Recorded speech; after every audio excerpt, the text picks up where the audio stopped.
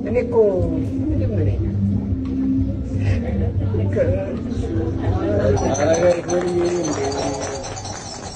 እና ከዚህ በላይ ምን ምክንያት አለ? አንደኛው እሱ ነው።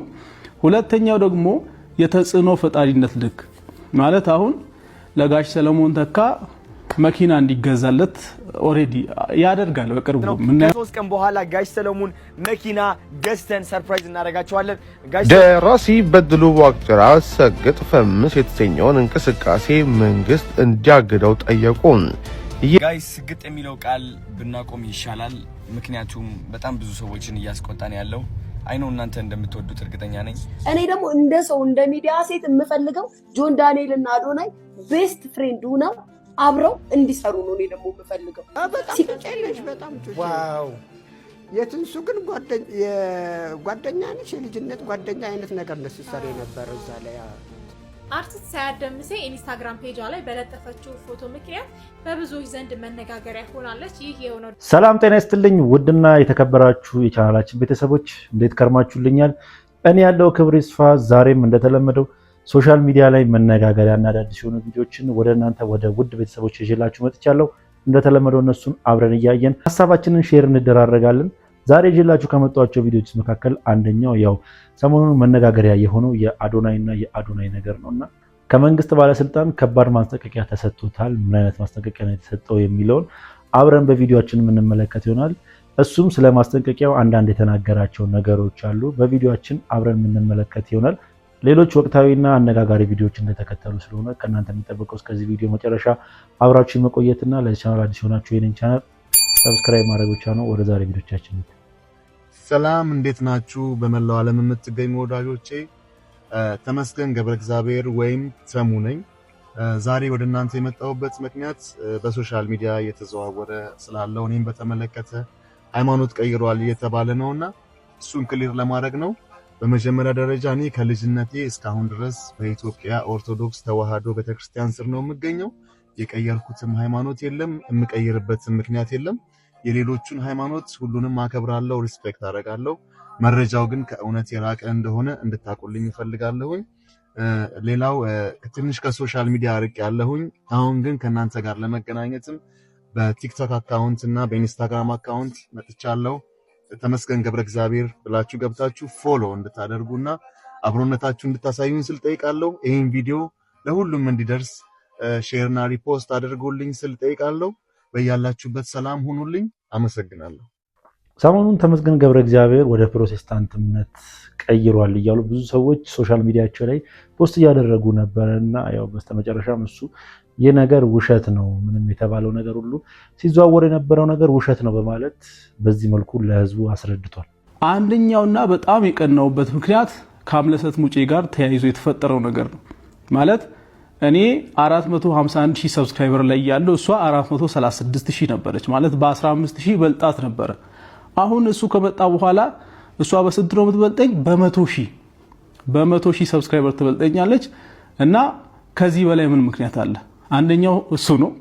ሁለተኛው ደግሞ የተጽዕኖ ፈጣሪነት ልክ ማለት አሁን ለጋሽ ሰለሞን ተካ መኪና እንዲገዛለት ኦሬዲ ያደርጋል። በቅርቡ የምናየው ነገር ነው። ከዚህ በፊት ያደረጋቸውንም ነገሮች አይታችኋል። ምን ያክል ሰው እንደሚከተለው እያየን ነው። ስለዚህ ያም ያስቀናኛል ማለት ነው። ሶስተኛው ምክንያት ደግሞ እኔ ከክፍያ አንፃር ለምሳሌ አሁን እኔ 8 ዓመት ሙሉ ሕክምና ተመሪያለሁ ዶክተር ለመባልና አሁን ሰሞኑን ለመቀጠር ስራ እየፈለኩኝ ነበር። አንደኛ ስራ ማግኘት ከብዶኛል። ሌላ ደግሞ ባገኝ ራሱ 10,600 እና አንዳንዱ ደግሞ 15,000 ይላል። ማክሲማም እንደዛ አካባቢ ነው ደሞዝና እሱ ባለፈው የተሸለማቸው ነገሮች በቀላሉ አይታችኋል። ስለዚህ ባጭሩ ይሄን ሁሉ ገንዘብ ሜክ የሚያደርግ ሰው ላይ እንዴት አልቀና?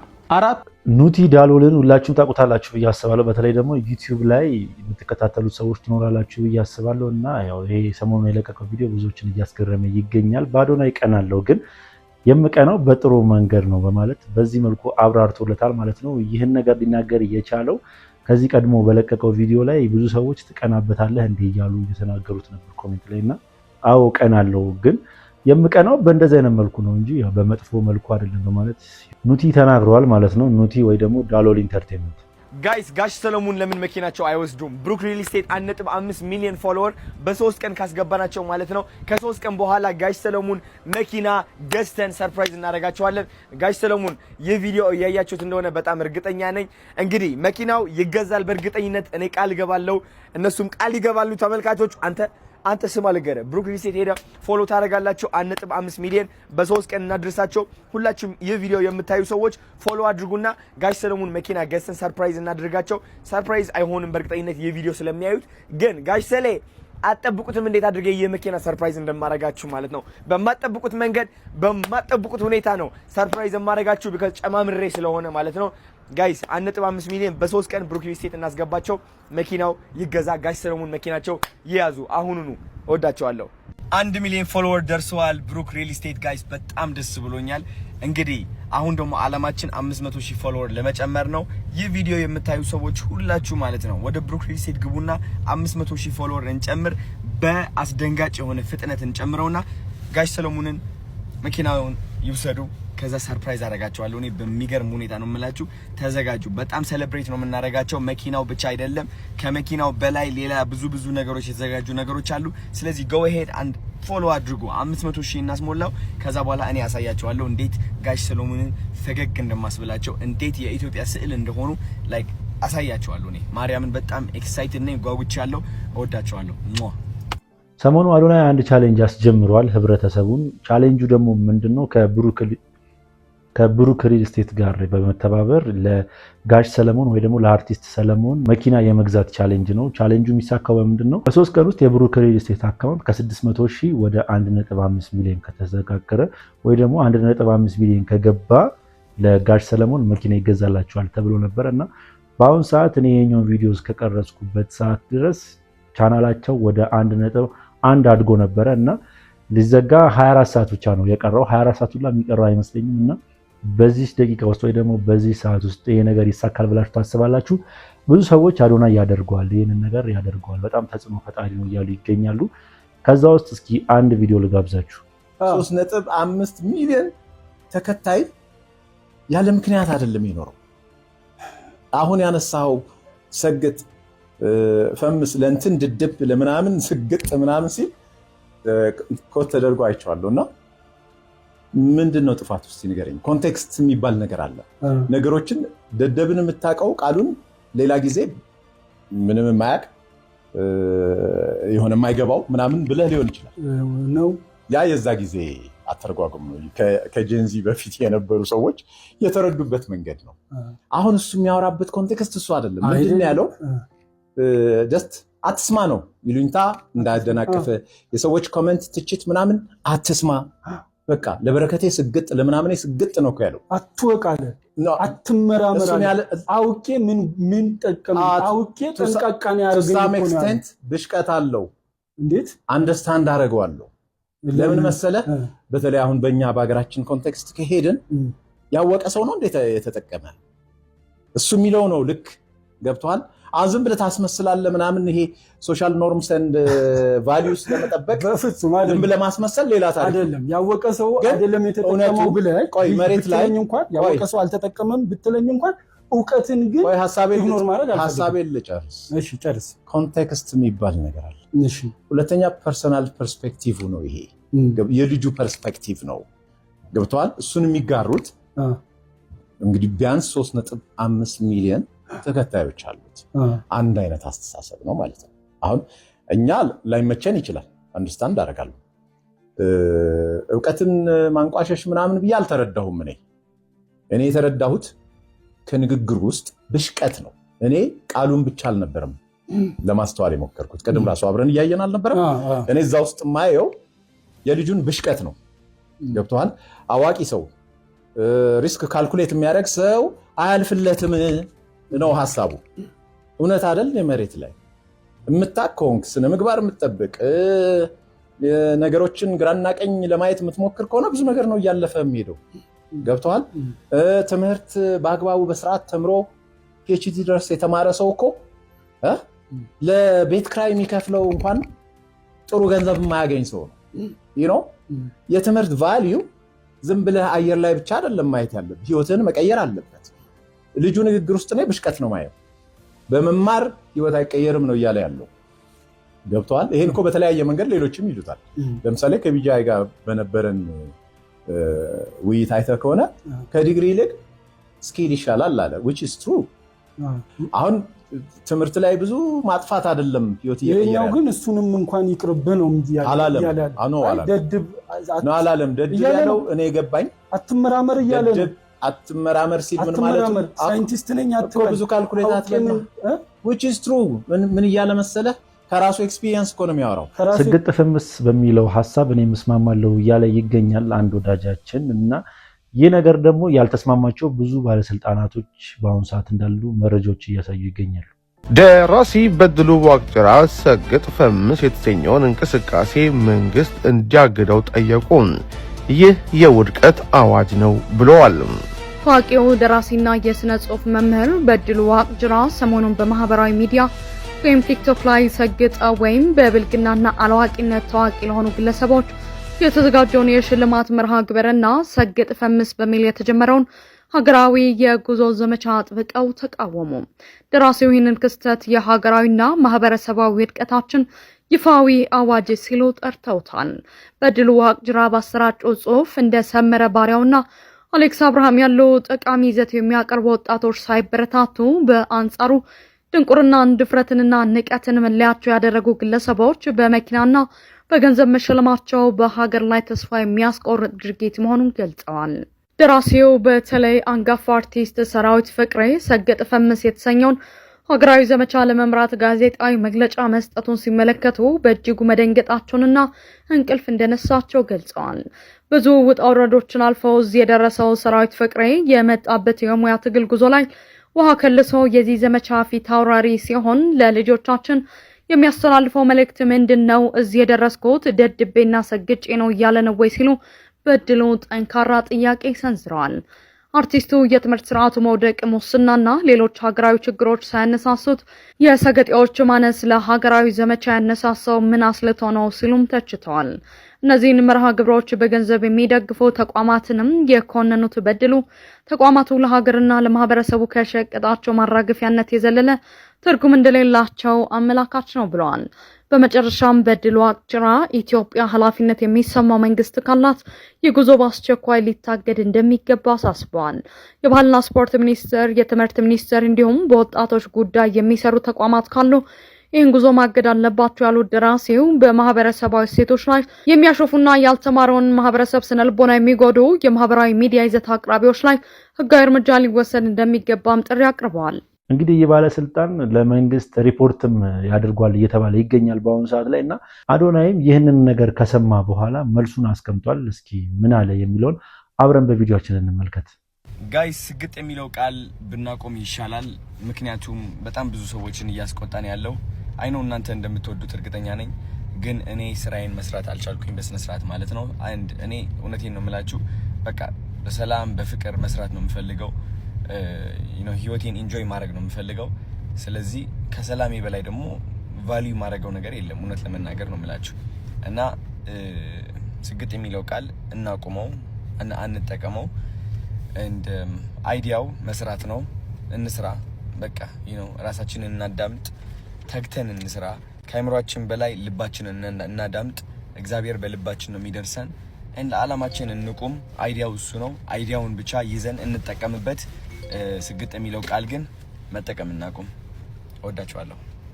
እንግዲህ ቪዲዮን እንደሰማችሁት ነው። አዶናይ ይህ ነገር ቢቀርብል ይሻላል እያለ ይገኛል። በአሁን ሰዓት ላይ ብዙ ሰዎች የሱን ነገር እየደገፉት ቢሆንም ግን ከሚደግፉት በአሁን ሰዓት የሚያጥላሉት ወይ ደግሞ ይህ ነገር አያዋጣም ይቅር እያሉ ይገኛሉ። በተለይ ደግሞ ሰራዊት ፍቅሬን ይህ ነገር እንዴት ነው ይሄን ነገር ትደግፋለህ በማለት ብዙዎች ሐሳባቸውን ሰራዊት ፍቅሬ ላይ ያሳረፉ ይገኛሉ። ግን ይህ ነገር እንደውም ብዙ ህብረተሰቦችን ያነሳሳል እንጂ መጥፎ ነው ብዬ አላስብም። እስኪ እናንተ በዚህ ቪዲዮ ላይ ማየት አሰባስታላችሁ ሐሳባችሁን ኮሜንት ሴክሽን ላይ አስቀምጡልኝ። ወደ ቀጣይ ቪዲዮአችን ስንሄድ ደግሞ ከዚሁ ከአዶናይ ሳንወጣ በአዶናይ ጉዳይ ብዙ ሰዎች መቅደስ ደበሳይ ላይ ሐሳባቸውን እያጋሩ ይገኛሉ። መቅደስ ደበሳይ ጥሩ አላደረግሽም እያሉ ይገኛሉ። በአሁኑ ሰዓት መስመር ውል የያዘ ነገር የለውም ማለት ነው። ስለዚህ አሁን እንግዲህ ብዙ ሰው ይመለከታል። ውል መያዝ አለበት በአንድ መስመር አይደለም። እውነት ነው። በዚህ አጋጣሚ አሁን በጣም ብዙ የመኪና አስመጪዎች አሉ። በዚህ ንግግርሽ ማለት ነው ሰው ካሁን በኋላ እንደ ጥሩ ጋዜጠኛ ያየኛል ብለሽ እንዳታስቢ። አቀሳሳሪ ብሎ ነው የሚያስብሽ ማለት ነው። ምክንያቱም ጋሽ ሰለሞን ምንም ያላሰቡትን ነገር እንዲያስቡ ነው ያደረግሽ። በሁለተኛ ደግሞ እነዚህ ሁለት ሰዎች ገና ብዙ ነገር ሊሰሩ አንድ ላይ ብዙ ነገር ሊያደርግላቸው እያሰቡ አንቺ እንደዚህ ብለሽ በማቀሳሰርሽ እንዲጣሉና እንዳይዋደዱ ነው ያደረግሽ።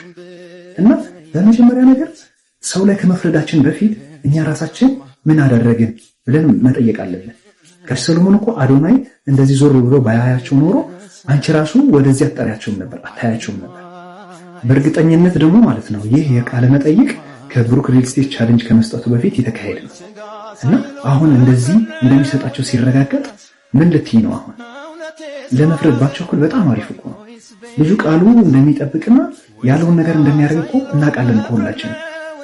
ስለዚህ ከነ ክብርሽ ተከብረሽ ተቀመጪ አሪፍ ነበር። አሁን ግን መስመሩን አልፈሻል።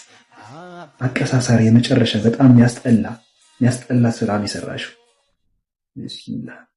እንግዲህ ይህ ኢንተርቪው ብዙ ሰዎችን ያስቆጣና መቅደስ ደበሳይ ደግሞ እንዴት እንደዚህ ታደርጊያለሽ በማለት ብዙ ሰዎች ሀሳባቸውን መቅደስ ደበሳይ ላይ እየሰነዘሩ ይገኛሉ። እስኪ እናንተ በዚህ ቪዲዮ ላይ ምን አይነት ሀሳብ አስተያየታላችሁ? ሀሳባችሁን ኮሜንት ሴክሽን ላይ አጋሩኝ። ወደ ቀጣይ ቪዲዮ ስንሄድ ደግሞ ሰሞኑን ጆን ዳንኤል ሊፈታ እንደሆነ ሁላችንም እናውቃለን እና ጆን ዳንኤል ሲፈታ ኮላብ ያደርጋሉ ወይ ደግሞ አዶናይ እና ጆን ዳንኤል ኮላብ ቢያደርጉ ብዙ ሰዎች ይመቻቸዋል ብዬ አስባለሁ። ከዛ መካከል አንደኛዋ ሊያሾ ነች። እስኪ ሊያሾ ምን አለች የሚለውን አብረን በቪዲዮ ተከታትለን እንመለስ። እህቱ ለምንድን ነው ኮሜንት ገብታ እንደዛ ብላ የጻፈችው? ባይ ዘ ዌይ እኔ እንደዚህ ስል ለሌላ ለምትሉኝ ነገር አይደለም እየነገርኳቸው ያሉት አስመሳዮች ይበዛሉ። ሲቀጥል ዛሬም ጆን ዳንኤል ብለው የሚያራግቡት የእውነት ጆንን የጓደኝነት ፊሊንጉን አስበውት አይደለም። ተረድታችሁኛል? ነገ ጆ ሲመጣ ከዚህ በኋላ ብዙ ነገር አስተምሮት ነው የሚመጣው። ልጁ ስማርት ነው የሚሆነው ምናምን። በጆ ውስጥ ያለውን ነገር እነሱ ጋር መያዝ የሚፈልጉ ሰዎች አሉ። እኔ ደግሞ እንደ ሰው እንደ ሚዲያ ሴት የምፈልገው ጆን ዳንኤል እና አዶናይ ቤስት ፍሬንድ ሆነው አብረው እንዲሰሩ ነው እኔ ደግሞ የምፈልገው። ሲቀጥል ደግሞ ሰርጀሪ ምንድን ያልሽው ትላንትና ጆን ለመጀመሪያ ጊዜ እኔና ሊያሾ በአንድ ሀሳብ ልንስማማ ነው ወይ ደግሞ ከብዙ ሰዎች ጋር የተስማማችበት ሀሳብ ይመስለኛል። ይህ ሀሳብ ምንድነው? እሱም ከአዶናይን ከጆን ዳንኤል ጋር አብሮ ኮላብ ቢያደርጉ ብዙ ሰዎች ደስ ይላቸዋል፣ እኔም በጣም ደስ ይለኛል፣ ማየት የምፈልገው ነገር ነው በማለት ሊያሾ ሀሳቧን አጋርታለች። ጅማሬው ታናሽ ቢሆንም ፍጻሜው ግን ታላቅ በእውነት በጣም ትልቅ ሰው ለመሆን እያሰብሽ ነው። እኔ አሁን አደኩኝ እኮ 25 ዓመት ሞላኝ። ከምኔው ያኔ 10 ምናምን ነበርኩ። በጣም ትጨነሽ በጣም ዋው።